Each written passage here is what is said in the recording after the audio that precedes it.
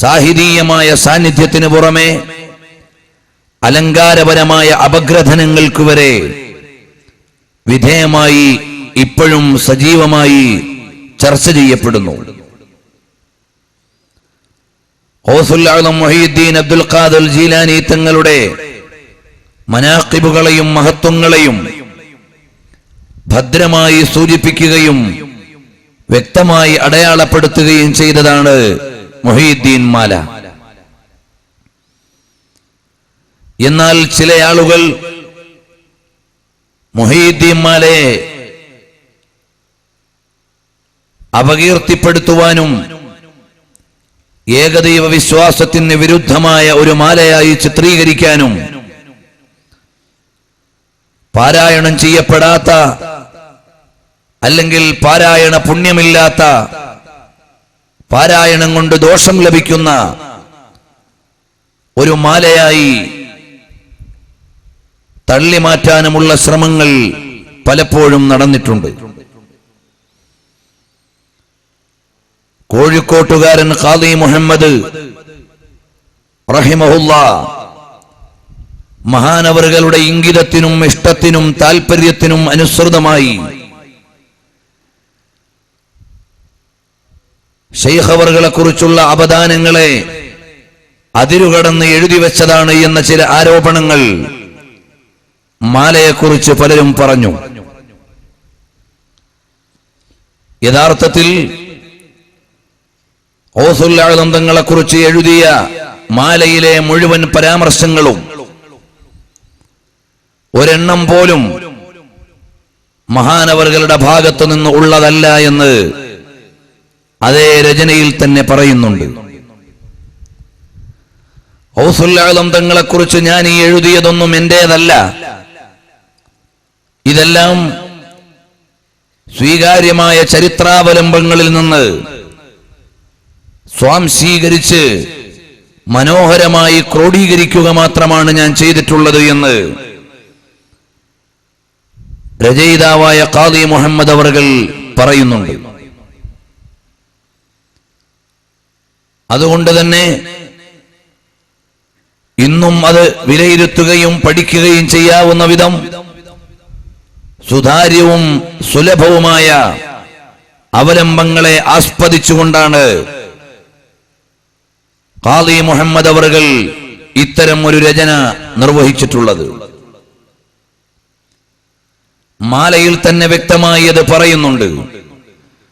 അവർ ചൊന്നേ ബൈത്തീന്നും ബഹ്ജ കിതാബീന്നും അങ്ങീനെ തക്മീല തന്നിന്നും ചൊന്നോവർ.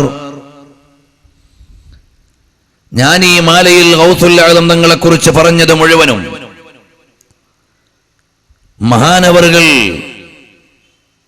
ചൊല്ലിത്തന്ന ബൈത്തുകളിൽ നിന്ന് സ്വീകരിച്ച വിഷയങ്ങളാണ്. രണ്ടാമത് ബഹജത്തുൽ അസ്റാർ എന്ന ഇമാം ശത്നൂഫിയുടെ ഗ്രന്ഥത്തിൽ നിന്നാണ്.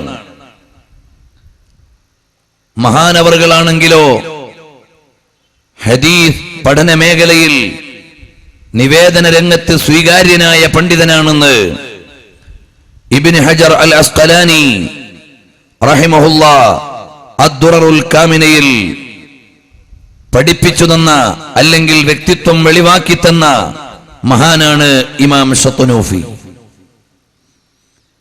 അപ്പോൾ എന്റെ മാലയിലുള്ള ഓരോ പരാമർശങ്ങളും ഒന്നുകിൽ മഹാനവറുകളുടെ ബൈത്തിൽ നിന്ന് കിട്ടിയതാണ്, അല്ലെങ്കിൽ ബഹജത്തുൽ അസ്റാറിൽ നിന്ന് കിട്ടിയതാണ്, അല്ലെങ്കിൽ തക്മില എന്ന മുരീദുമാർക്കുള്ള ഗൗസുൽ ആലം തങ്ങളുടെ ഉപദേശ സംക്ഷിപ്തത്തിൽ നിന്ന് ലഭിച്ചതാണ്. അല്ലാതെ എന്റേതായി ഒന്നും ഇതിലില്ല. കോർവ ഇതൊക്കെയും നോക്കിയെടുത്തോവർ ഇതെല്ലാം കൃത്യമായി നോക്കിയെടുത്ത് ക്രമീകരിച്ചു എന്നതല്ലാതെ എന്റെ ഭാഗത്തു നിന്ന് ഒരു കടത്തലും ഇതിൽ ഉണ്ടായിട്ടില്ല എന്ന് മഹാനായ ഖാദി മുഹമ്മദ് അവറുകൾ വിശദീകരിക്കുന്നുണ്ട്. ഇത്രയും പ്രമാണഭദ്രമായ മുഹയ്യിദ്ദീൻ മാലയിൽ പറഞ്ഞിട്ടുള്ള ഓരോ വരികളും ഓരോ പരാമർശങ്ങളും കാലികമായി വായിക്കുകയും അവസരോചിതമായ ചില പരാമർശങ്ങളെ സൂചിപ്പിക്കുകയും മാത്രമാണ് ഞാൻ ഇന്ന് ലക്ഷ്യം വെക്കുന്നത്. അല്ലാതെ മഹാനവറുകളുടെ ചരിത്രം പറഞ്ഞാൽ എവിടെയും എത്തില്ല. അവിടുത്തെ ജീവചരിത്രത്തിന്റെ അപഗ്രഥനങ്ങൾ എവിടേക്കും എത്തിക്കാൻ കഴിയില്ല. മഹാനവറുകൾ ലോകത്തിനു നൽകിയ സന്ദേശം വായിക്കുകയും ഇന്നത്തെ സമൂഹത്തിന്റെ ചലനങ്ങൾക്കനുസൃതമായി ഒരു താരതമ്യ പഠനത്തിന് വിധേയമാക്കുകയുമാണ് ആവശ്യമുള്ളത്. പ്രിയമുള്ള സഹോദരങ്ങളെ, മഹാനായ ഗൗസുൽ ആലം മുഹയ്യിദ്ദീൻ അബ്ദുൽ ഖാദിർ ജീലാനി തങ്ങൾ മറ്റ് നിരവധി മഹാന്മാരെ പോലെ ജനിച്ചു വീഴുമ്പോഴേ ശുഭസൂചന നൽകിക്കൊണ്ട് ഉദയം ചെയ്ത മഹാനാണ്. അങ്ങനെയാണ് മഹത്തുക്കൾ. അവർ ജനിച്ചു വീഴുമ്പോഴേ സൂചന നൽകിയ ചില ആളുകൾ ഉണ്ട്. നേരത്തെ തന്നെ മുന്നറിയിപ്പ് നൽകപ്പെട്ടവരും ഉണ്ട്. ഗൗസുൽ ആലം തങ്ങളുടെ മാതാവിനോട് ആ കാലഘട്ടത്തിലെ മഹത്തുക്കൾ പലരും പറഞ്ഞിരുന്നു, നിങ്ങൾ പ്രസവിക്കുന്ന കുഞ്ഞ് ലോകത്ത് ആത്മീയത വളർത്തുവാനുള്ള ഒരു നേതാവാണ്. ഒരു നേതാവിനെയാണ് നിങ്ങൾ ലോകത്തിന് സമ്മാനിക്കാൻ പോകുന്നത് എന്ന് ജന്മത്തിന് മുമ്പേ പലരും മാതാവിനോട് മുന്നറിയിപ്പ് നൽകി. ഇതുപോലെ ശുഭസൂചനകൾ പലതും ലഭിച്ച മഹാൻ ജനിച്ചു വീഴുമ്പോൾ തന്നെ ലോകം ശ്രദ്ധിക്കുകയാണ്. കാരണം അമ്മഞ്ഞെയ്യുമ്പുന്ന കാലത്ത് റമദാൻ പകലുകളിൽ ഈ മോൻ മാതാവിന്റെ മുല സ്വീകരിക്കുന്നില്ല, മാതാവിൽ നിന്ന് പാല് കുടിക്കുന്നില്ല. അപ്പോഴേ ജനങ്ങൾക്കെല്ലാം വ്യത്യസ്തത ബോധ്യമായി. ഇങ്ങനെയുള്ള മഹാനവറുകൾ അവിടുത്തെ ജനനം മുതൽ, ബാല്യം മുതൽ, കൗമാരം മുതൽ, യൗവനം മുതൽ, സേവന വഴികൾ മുതൽ എല്ലാം കൃത്യമായി ഗഹനമായി പഠന വിധേയമാക്കേണ്ടതാണ്. അള്ളാഹുവിന്റെ തൗഫീഖ് കൊണ്ട് 6 മണിക്കൂറോളം മഹാനവറുകളെ കുറിച്ച് മാത്രം പ്രസംഗിച്ച സീഡികൾ ഉണ്ട്. ഇപ്പോൾ ഞാൻ വിശദാംശങ്ങളിലേക്ക് കടക്കുന്നില്ല. മഹാനായ ഗൗസുൽ ആലം മുഹയ്യിദ്ദീൻ അബ്ദുൽ ഖാദിർ ജീലാനി തങ്ങൾ ആനുകാലിക സമൂഹത്തിന് നൽകുന്ന സന്ദേശങ്ങൾ, അതിനെയാണ് അറിയേണ്ടത്. ലോകത്ത് മുഴുവനും ഇസ്ലാമിക പ്രബോധന രംഗത്ത് ഏറ്റവും കൂടുതൽ സ്വാധീനം ചെലുത്തിയത് ആരാണ്? മഹാന്മാരായ ഔലിയാക്കളാണ്. ചില ആളുകൾ മനസ്സിലാക്കി, ഞങ്ങളുടെ പരിഭാഷ കൊണ്ട്, ഞങ്ങളുടെ സമ്മേളനം കൊണ്ട്, ഞങ്ങളുടെ വ്യവസ്ഥാപിതമായ പ്രവർത്തനങ്ങൾ കൊണ്ട്, ഞങ്ങളുടെ സിസ്റ്റമാറ്റിക് കോൺഫറൻസുകൾ കൊണ്ട് ആണ് ലോകത്തൊക്കെ ഇസ്ലാം പ്രചരിച്ചത് എന്ന്. അല്ല, ലോകവ്യാപകമായി നോക്കിയാൽ ഇസ്ലാമിന്റെ പ്രചാരണം മഹാന്മാരായ ഔലിയാക്കളുടെ സ്വാധീനമാണ്. നിങ്ങൾ നോക്കൂ, ഇന്ത്യ മഹാരാജ്യത്ത് കേരളം ഒന്ന് മാറ്റി നിർത്തിയാൽ കേരളത്തിലേക്ക് Malik bin Dinar, Malik bin Habib റളിയല്ലാഹു അൻഹും മഹാനവറുകളിലൂടെയാണ്, മഹാന്മാരുടെ സംഘത്തിലൂടെയാണ് ഇസ്ലാം എത്തിച്ചേരുന്നത്. എന്നാൽ നോർത്ത് ഇന്ത്യയിൽ മുഴുവനും ഇസ്ലാം എത്തിച്ചേരുന്നത് ഖാജ മുഈനുദ്ദീൻ അൽ ചിശ്തി അൽ അജ്മീരി അസ്സഞ്ചരി മഹാനവറുകളിലൂടെയാണ്. മഹാനവറുകളുടെ ചിശ്തി മാർഗത്തിലൂടെയാണ് ഉത്തരേന്ത്യയിൽ മുഴുവനും ഇസ്ലാം വ്യാപകമാകുന്നത്. ഇന്ത്യ മഹാരാജ്യത്തിന്റെ തലസ്ഥാനമായ ഡൽഹിയിലേക്ക് ചെന്നാൽ ആ ഡൽഹിയുടെ ഹൃദയഭാഗമായ നിസാമുദ്ദീൻ എന്നറിയുന്ന നിസാമുദ്ദീൻ, ബഹുമാനപ്പെട്ട നിസാമുദ്ദീൻ ഔലിയ റളിയല്ലാഹു അൻഹുവിന്റെ സാന്നിധ്യമാണ് വിളിച്ചു പറയുന്നത്. ഇന്നും നിസാമുദ്ദീൻ ഔലിയ ദർഗയിലേക്ക് ആയിരങ്ങൾ, പതിനായിരങ്ങൾ വന്നു ചേർന്നുകൊണ്ടിരിക്കുകയാണ്. ഇന്നും ഡൽഹിയിൽ രാജാവിനെ പോലെ കിടക്കുകയാണ്. മഹാനവറുകളുടെ ഉരുവായിരുന്നു അല്ലാമത്തുൽ ഫിർദൗസി റഹ്മത്തുള്ളാഹി അലൈഹി. ആത്മീയ മാർഗത്തിലെ നേതാവാണ്. ഡൽഹിയിലെ കുത്തബ് മിനാറിന്റെ പിന്നാമ്പുറത്ത് വിശ്രമിക്കുന്നു ബഖ്തിയാരിൽ കാക്കി അദ്ദഹ്ലവി റഹ്മത്തുള്ളാഹി അലൈഹി.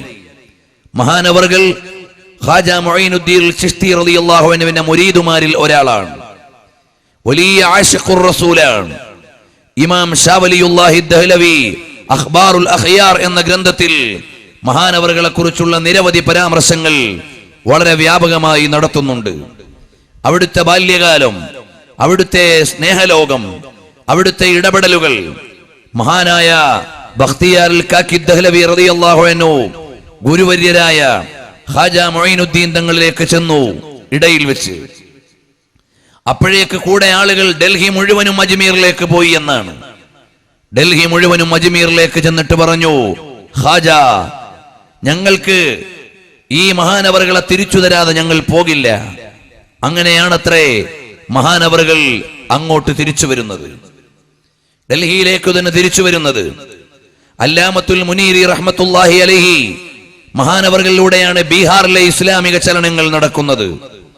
അവിടെ മുഴുവനുമുള്ള ഇസ്ലാമിക മുന്നേറ്റത്തിന്റെ അസ്ഥിവാരം അല്ലാമത്തുൽ മുനീരി റഹ്മത്തുള്ളാഹി അലൈഹിയിലൂടെയാണ്.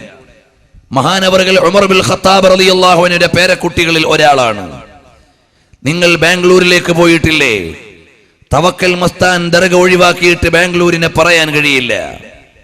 മൈസൂരിലേക്ക് പോയിട്ടില്ലേ?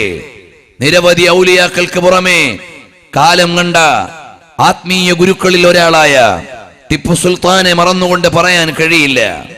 അദ്ദേഹം ആത്മീയ മാർഗത്തിൽ ഉണ്ടായിരുന്നു എന്ന് ചരിത്രം നമ്മോട് പറയുകയാണ്. അതുപോലെ ബദായൂനിൽ ചെന്ന് നോക്കിയാൽ അവിടെ മുഴുവനും ഔലിയാക്കളുടെ മദീനത്തുൽ ഔലിയ എന്നാണ് അറിയപ്പെടുന്നത്. അതുപോലെ തന്നെ അംറോഹ എന്ന് പറയുന്ന ഡൽഹിയുടെയും ലക്നോയുടെയും ഇടയിലുള്ള സ്ഥലത്തേക്ക് ചെന്നാൽ ഇബ്നു ബത്തൂത്തയുടെ റിഹ്ലയിൽ പരാമർശിക്കപ്പെട്ട നിരവധി ഔലിയാക്കളെ കാണാം. ഇങ്ങോട്ട് വന്നാൽ, തമിഴ്നാട്ടിലേക്ക് വന്നാൽ എത്ര ഔലിയാക്കളാണ്, വലിയ പണ്ഡിതന്മാരാണ്. ലത്തീഫിയയുടെ സ്ഥാപകനായ ബഹുമാനപ്പെട്ട അല ഹസ്രത്ത്, അല്ലെങ്കിൽ അവിടുത്തെ വലിയ നേതാവായിരുന്ന മഹാൻ, ആ കാലഘട്ടത്തിലെ വലിയ പണ്ഡിതനും അതോടൊപ്പം തന്നെ ആഗോള ഭരണാധികാരികളെ, ബ്രിട്ടീഷ് രാജ്ഞിയവരെ ഇസ്ലാമിലേക്ക് ക്ഷണിച്ചുകൊണ്ട് ലെറ്റർ എഴുതി ദഅവത്ത് നടത്തിയ മഹാനായിരുന്നു ബാനി ലത്തീഫിയ, ബാനി ഹസ്രത്ത് റഹ്മത്തുള്ളാഹി അലൈഹി. ഇതുപോലെ ഓരോ നാട്ടിലേക്കും പോയാൽ, നിങ്ങൾ പോയി നോക്കൂ സിംഗപ്പൂരിൽ, അവിടെ ഒരുപാട് പരിഷ്കാരങ്ങളുള്ള നാടാണ്. അതിന്റെ നടുവിൽ ജിഫ്രി സാദാത്തുക്കളുടെ മഖബറ കാണാം. കോഴിക്കോട് ജിഫ്രി തങ്ങന്മാരുമായി ബന്ധമുള്ളവരാണ്. പോവുക മലേഷ്യയിലേക്ക്, പൂളോ ബസാർ എന്ന് പറയുന്ന സ്ഥലമുണ്ട്. വേലിയേറ്റവും വേലിയിറക്കവും അറിഞ്ഞുകൊണ്ടേ പോയി വരാൻ കഴിയുകയുള്ളൂ. അവിടെ വിശ്രമിക്കുന്നു ഔസുൽ ആദം തങ്ങളുടെ പേരക്കുട്ടി ഇസ്ലാമിക ദഅവത്തുമായി അവിടെ എത്തിയവരാണ്. അതുപോലെ തന്നെ യമനിൽ പോയി നോക്കിയാൽ ജംബൽ എന്ന് പറയുന്ന ഖബർസ്ഥാനിൽ മാത്രം 300 ചില്ലാനം ഔലിയാക്കൾ വിശ്രമിക്കുന്നുണ്ട്, 4ഓളം. അതുപോലെ തന്നെ പ്രത്യേകമായി ഉദ്ധരിക്കപ്പെട്ട മഹാന്മാർ, നബി സല്ലല്ലാഹു അലൈഹി വസല്ലം തങ്ങൾ സന്ദർശിക്കണം എന്ന് യാഫി ഇമാം തങ്ങളോട് ആത്മീയമായി അറിയിച്ച മഹാരഥന്മാർ യമനിൽ ഉണ്ട്. അവിടെയാണ് ഖുതുബുദ് ദഅവത്തി വൽ ഇർഷാദ് അബ്ദുല്ലാഹി ഇബ്നു അലവി അൽ ഹദ്ദാദ് റളിയല്ലാഹു അൻഹുവിന്റെ ഖബർ. അവിടെയാണ് ബഹുമാനപ്പെട്ട ഫഖീഹുൽ മുഖദ്ദം റളിയല്ലാഹു അൻഹുവിന്റെ ഖബർ. അങ്ങനെയുള്ള ഒരുപാട് മഹാന്മാർ അവിടെ വിശ്രമിക്കുന്നുണ്ട്. ഇങ്ങനെ ലോകമാകമാനം നോക്കിയാൽ ഔലിയാക്കളുടെ സ്വാധീനത്തിലൂടെയും കടന്നുവരവിലൂടെയുമാണ് ഇസ്ലാമിക ദഅവത്ത് സാധ്യമായിട്ടുള്ളത്. ആ യമനിൽ നിന്ന് വന്ന മഹാനാണ് ബഹുമാനപ്പെട്ട സയ്യിദ് അലവി അൽ മംബുറമി റഹ്മത്തുള്ളാഹി അലൈഹി. മഹാനവറുകളുടെ സാന്നിധ്യമുള്ള നാടാണ് ഈ നാട്. ഇങ്ങനെ ലോകം മുഴുവനും നോക്കിയാൽ ഇസ്ലാമിക പ്രബോധനത്തിൽ വ്യവസ്ഥാപിതമായ ടെക്നോ സംവിധാനങ്ങളല്ല, മോഡേൺ ടെക്നോളജി അല്ല, കേവല പുസ്തകങ്ങളല്ല, കേവലം രചനകളല്ല, വിദ്യാഭ്യാസ സ്ഥാപനങ്ങളല്ല, അതിനേക്കാളെല്ലാം വലുതായി ഇസ്ലാമിക പ്രചാരണം നടത്തിയത് ആത്മീയ മാർഗത്തിലെ മശായിഖുമാർ, മഹാന്മാരാണ്. നിങ്ങൾ പോയി നോക്കൂ സർഹിന്ദിലേക്ക്. 2ാം സഹസ്രാബ്ദത്തിന്റെ നവോത്ഥാന നായകൻ മുജദ്ദിദ് അൽ ഫസാനി സയ്യിദു സർഹിന്ദി അൽ ഫാറൂഖി റഹ്മത്തുള്ളാഹി അലൈഹി മഹാനവറുകളുടെ പ്രവർത്തനം പരിശുദ്ധമായ ഇസ്ലാമിക നവോത്ഥാനത്തിന് വലിയ 2 വാള്യങ്ങൾ നിറഞ്ഞു നിൽക്കുന്ന അന്നത്തെ ഭരണാധികാരികൾക്ക് എഴുതിയ ഇസ്ലാമിക ദഅവത്തിന്റെ കത്തുകൾ കാംബ്രിഡ്ജ് യൂണിവേഴ്സിറ്റിയിൽ വരെ സൂക്ഷിക്കപ്പെടുന്നു എന്ന് വായിക്കാൻ കഴിയും.